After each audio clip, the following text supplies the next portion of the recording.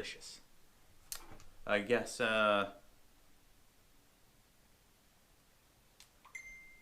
Merry Christmas and stuff like that. To all you people out there, it's December 15th, the calendar tells me right there. So it's close enough. I doubt I'll put out another video before Christmas. So this is it. Merry Christmas. As the video says, this is going to be a Supra update. I'm just going to turn this off. This is a new owner texting me right now.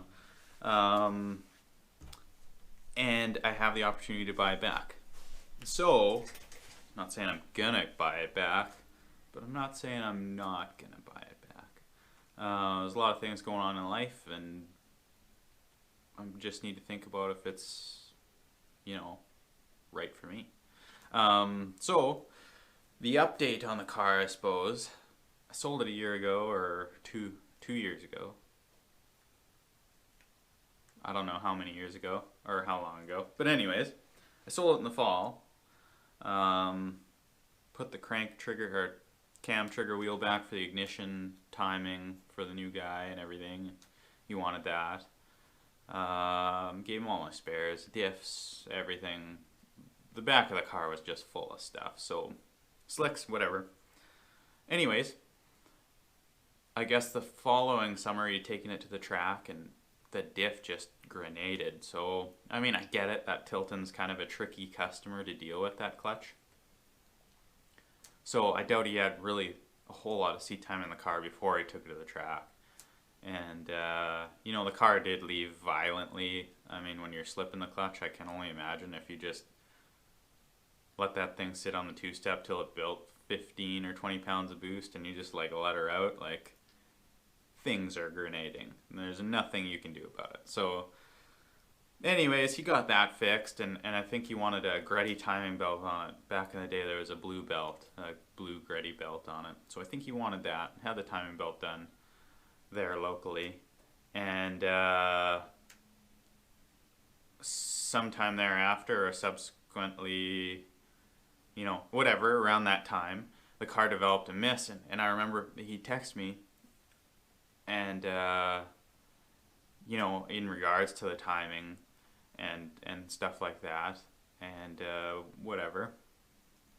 They did a leak down test afterwards, and it turns out cylinder 3 was bad. Shouldn't have been bad, because it was a brand new motor. And I vetted that engine. So, who knows if it skipped timing. The timing wasn't 100%. But those cams, that timing's got to be 157% dead on. So, who knows? If it skipped a tooth, pistons hit valves, whatever, maybe it broke a spring, anything could happen. Anyways, I don't know the state of the engine, and the engine was pulled out. I'm not quite sure what its state is at an engine shop, if it was completely disassembled or whatnot. But I can only assume it's going to need a cylinder head. If pistons hit valves, it's going to be ugly in there. Maybe a set of pistons, valves. And I hope there is no damage to the head. If there's damage to the head, it's going to be a full meal deal port and polish again. And that could get expensive. So if we're talking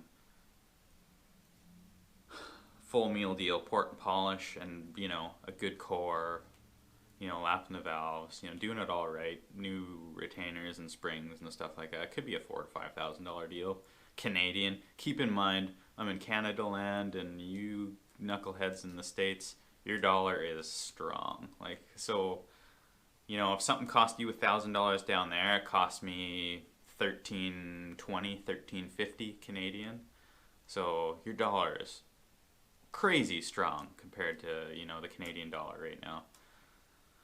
So that's that. I mean, a $3,000 bill for me for you is $4,000 for me. So, it is what it is. I'm not saying I'm gonna buy it back, but I'm not saying I'm not gonna buy it back. I'm not quite sure what to do. So that's, where we are on that. Let me know what you guys would do. I mean, it's not cheap by any means. It's not cheap. There's a very real possibility that if I do buy it back, by the time I get it here, you know, with freight and, you know, putting it through out of province inspection to have it, you know, titled or registered here, and legally insured with, you know, accounting for a rebuild, I could be into it for more than I sold it for. So, does a guy even bother? I mean, I'd as sooner not sold it, not had the issue, really. So, let me know what you guys think. I'll tell you point blank though, if I do buy it back, it's going to sit in the corner somewhere until I have the funds and the time to handle it right. And who knows when that's going to be. I mean, I could buy it back, you know, in January or February, and, you know, it'll take a month to get here, and with shipping and this, that, and the next thing, and it might sit for a year. So, I don't really know. But that's where we are. Let me know what you guys think, and that's that. See you next time.